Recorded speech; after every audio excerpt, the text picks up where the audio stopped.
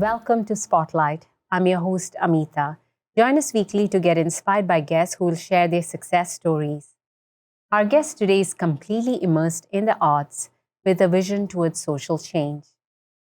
He is the managing director of the Native Earth Performing Arts and a board member at Cahoots Theatre. It's my pleasure to welcome to our show Mr. Isaac Thomas. It's nice to have you here with us today. Yes, pleasure to be here. It's interesting. I've read about your journey and your story, but let's enlighten our viewers. First of all, tell us a little bit more about your growing up and education. So I grew up in Delhi and went to modern school pretty much all my life. Don't hold that against me. No. And then after Delhi, then I moved to Chennai, Madras, went to Madras Christian College over there, studied English literature, came back to Delhi to study, to do my master's at Delhi University. And I'm kind of floating around all over the place, kind of not sure what I want to do. And eventually then I decided to come across to the States to study performance. So what I did was I did an MFA in performance at Ohio University. And so that was a 3-year program. 2 years was in a small university town, Athens, Ohio, and then moved to Cleveland, where we worked with the Cleveland Playhouse. Worked for a year in the States, in Cleveland itself, and then came across to Canada. And yeah, so that was pretty much my educational journey. Yeah. So that's great. I mean, that's like all of us. We are not sure, first of all, what we want to do with life, but it looks like within you knew, and that's why the pull came, and now you're here in Canada. Yeah. So that's about the education, but right now with the rules that we mentioned, how did that journey take place? And why, in fact? Like, why that direction? Right. I suppose my primary, I'd always got this desire to do theatre. And I think growing up in India, there's always the sense of that may have been wrong, but that theatre was the space where we could affect some sort of social change, some sort of change that it could impact people, that we can talk about issues that are important. And I suppose get people to think. But then once you come across to the States and you study over there, it's very much geared towards the industry, the theatre industry in the States, which is massive. So I did all of that. So it's called this professional actor theatre training program. And it's completely about how do you work in the industry. And I come across to Canada, and initially you're just scrabbling around looking for any sort of work. So then I was, this was 25 years ago, something like that. And, there's not much work for a brown actor in those days. So I started directing, teaching, stage managing, and then initially, I was in small town Ontario. So then once I left small town Ontario and came to Toronto, which is basically the center of the theatrical world, I came here as a stage manager. I also realized that as an actor, you're kind of dependent upon everybody else around you for the work that you do. You're dependent upon the other actors, you're dependent upon the director, to the designers to a certain extent. But as a stage manager, you can be quite clear about what is the quality of your work. You decide how good your work is, and you decide how much you're going to work. And I think I really enjoyed that. But then once you're in Toronto, then the conversation changes. And then suddenly I was exposed to a number of different communities. So I was introduced to the indigenous community at Native Earth. I was introduced to the East Asian community, the East Asian theatrical community with Fu Jen, Carlos Bolosan, number of these different organizations. And I realized that there's a conversation in Toronto that needs to happen, that can be pushed. There are lots of artists who are pushing it. And that I had something to contribute to that, to say that as much as we will hear mainstream stories, we also need to hear stories of the culturally specific communities. And so that became a reason to actually focus on theatre,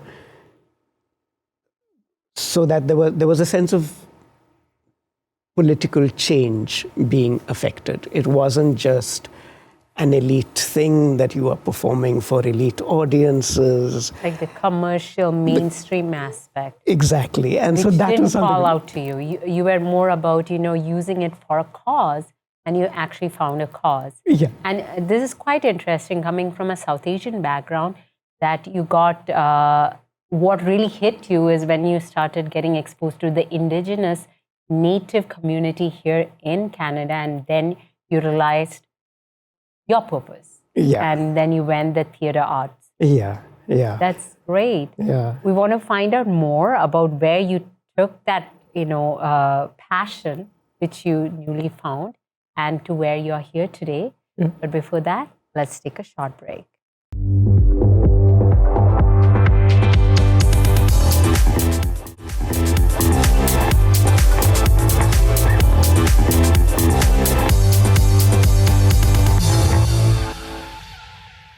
Welcome back to Spotlight.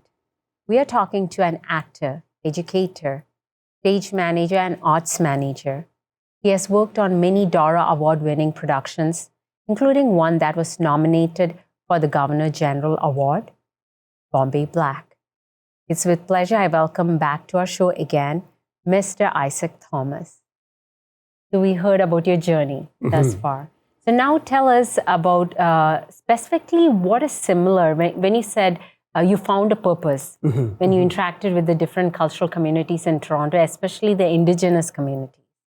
So tell us, what similarities did you find between the indigenous culture and the immigrant community? Yeah, I think I will say that they are very distinct and they face very distinct challenges.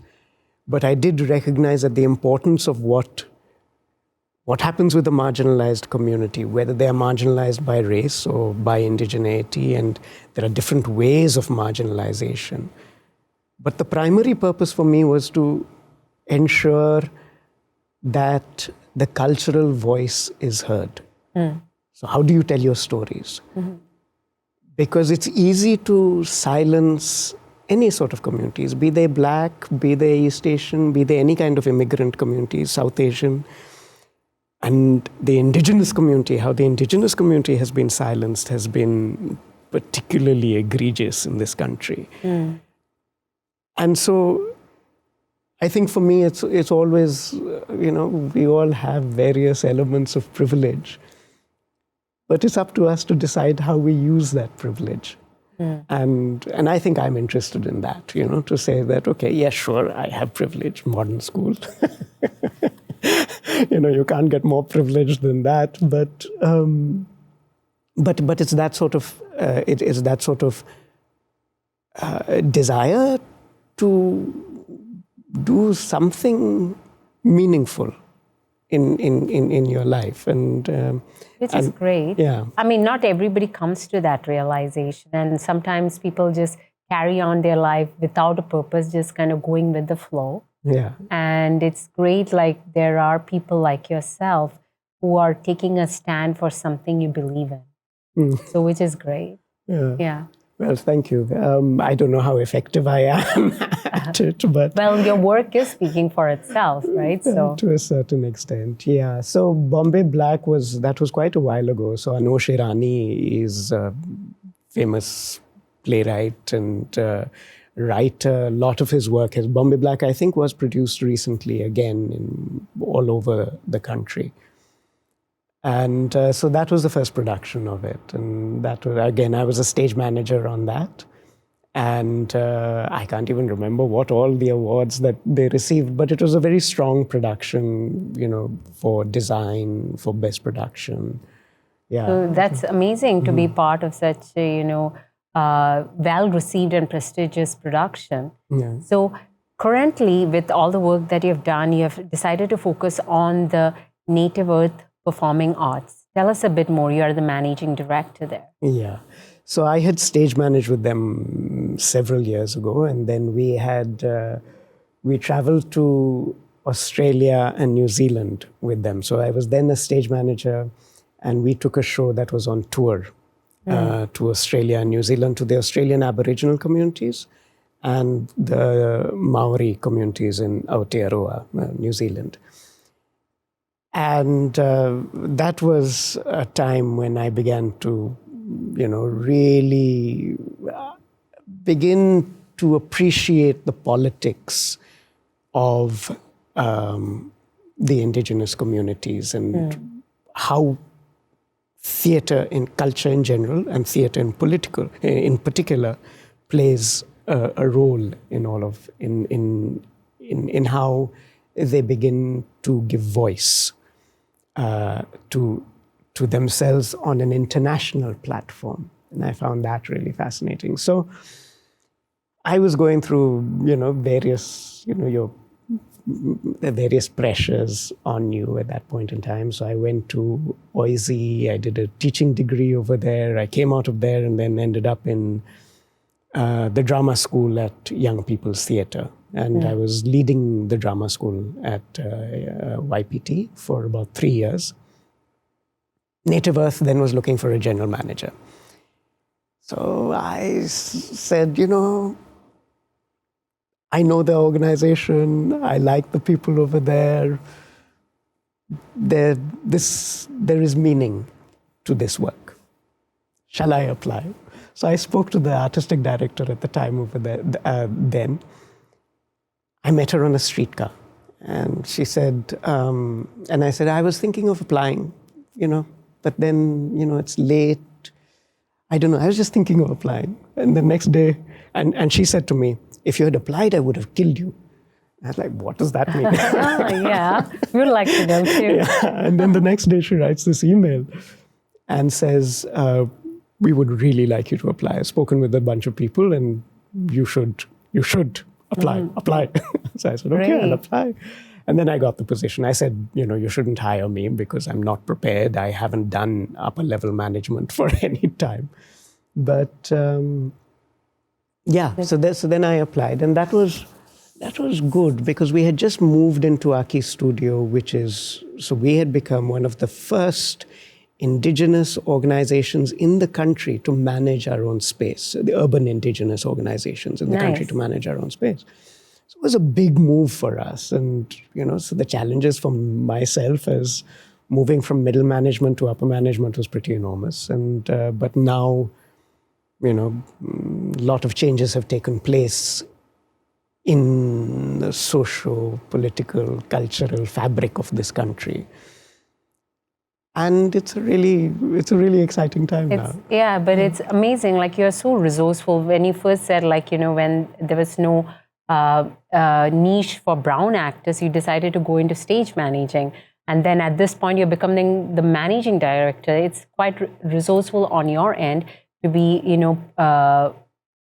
targeting what you really want to do and take on roles that you may not have done before, but you use your talents, your skills and experience and work towards it. That's amazing. And so we heard about the fact that for you, marginalized storytelling is important. And that is probably why you're also part of Cahoots Theatre as a board member. So we want to find out a bit more. But before that, it's time for a short break.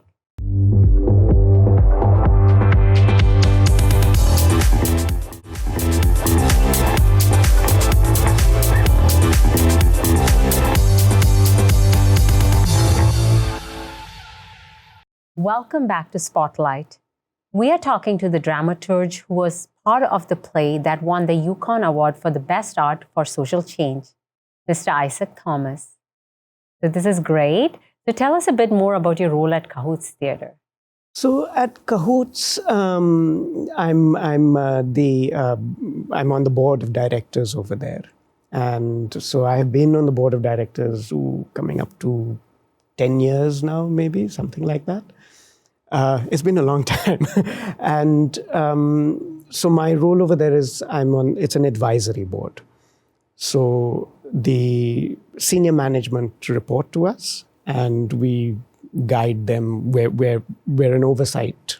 We're there for oversight of the organization, and on occasion to give them advice as to how to proceed and what are the ways in which they can move forwards, particularly in terms of strategy. So that's been, they are particularly interesting because their work covers all marginalized communities. So they describe themselves as artists. They serve artists from the edge. So Artists from the Edge covers all culturally specific communities, covers indigenous communities. Now it covers deaf and disability artists. So it ties in completely with and you're right at home there. Yes. That's great. Absolutely, yeah. So with all that we have heard, with all the work that you've been involved in and like the prestigious ones that we talked about, and you being part of two important organizations, what are some of the upcoming work we can look forward to? Yeah, so the play, Keith Barker was the playwright of the Yukon Awards. So I was a dramaturge on that, but Keith wrote the play. I was one of the dramaturges on that. We should be clear. A significant one. Yeah, sure. You're very kind. But so Keith Barker is the artistic director of Native Earth. He had written that play. He's also written another play called This Is How We Got Here, which was nominated for the Governor General Award. And we're going to be producing that in January. So I'm really excited about that. So at the end of January, it will open. So it's called This Is How We Got Here, and it's at Aki's studio. And I think it's a play that I think all audiences should see, because there is something universal about the story he tells. He's talking about very close-knit families who have gone through a tremendous loss. And how do the families deal with that loss? And that, I think, is something everybody can relate to. Everyone can relate to. But I think he's done a really beautiful job of articulating this story, of writing this story. So I would strongly recommend. So where can our audience find more information if we wanted to come and watch this? nativeearth.ca. There you go, nativeearth.ca. So I'm assuming it's already on a roll with rehearsals and getting everything. We're getting everything organized right now. Rehearsals will start at the beginning of January. And but tickets are on sale. So if you want to buy tickets, nativeearth.ca. I have a question for you. The actor within you, when you're doing all this behind the scenes, does that actor within you ever want to jump out and be part of the on-stage presence? That's a lovely question, because the artistic director, Keith, is a close friend of mine, and he keeps pushing me, and he says, you should go and act, you should go and act. And I come back again to where can I affect change the most? And I feel that I affect change as the managing director of Native Earth. I'm able to make things happen in ways that my being on stage is irrelevant, really. Okay, fair enough. You have found that niche, and it's commendable that you're sticking with it. As in, you have a vision and you're just putting 100% into that role rather than doing the multiple roles that you can bring to the table. Well, yes, Yes? yes, I think so. And it also takes time. It does, and dedication, which is what's happening, as we can hear from you. It's been great talking to you today and getting to see how lovely of a journey I've had from being unsure of what you wanted to do in life to where you are now, where you're pretty sure where you want to be and what you want to do with the arts towards social change. Yeah. So quite inspiring. Thank you for talking to us today. Do you have any words of advice for our audience members who are, watching us today and have those doubts within them where they want to go within their life? Any words of advice for them? Yeah, I think there are two things that I'd like to say. One is that for those of us who are here in Canada, we need to look at Canada in a different way. We can understand Canada in terms of three realities: English, French, and Indigenous. And therefore, I feel that it is important for us to really try and understand Indigenous arts, culture, politics, because it is integral for us as immigrants. It is deeply important that we become part of this fabric. The other thing is that I would say that we recognize that, particularly South Asians, we desire so much to be doctors, lawyers, engineers. We desire our children to be doctors, lawyers, engineers. But I do think that going into the arts, going into the not-for-profit sector, there is an immense value in that, an immense amount of change that you can affect in that.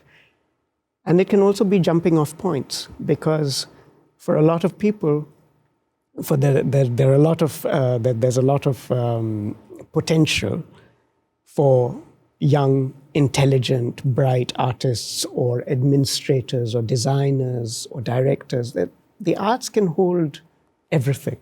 So don't be limited by what the society expects of you. Explore your passion. Absolutely. Thank you so much today for inspiring us, and we wish you all the best. nativeearth.ca. So we'll look forward to the production. Thank you. Thank you. So that was Mr. Isaac Thomas, who has inspired us today to look closer at our Indigenous communities. Well, that's a wrap for this week's show. Thank you for watching us. Continue to follow us on Facebook, Twitter, and write to us at spotlight@ethnicchannels.com. Until next week, this is Amitha signing off, encouraging you to take an interest in the community around you.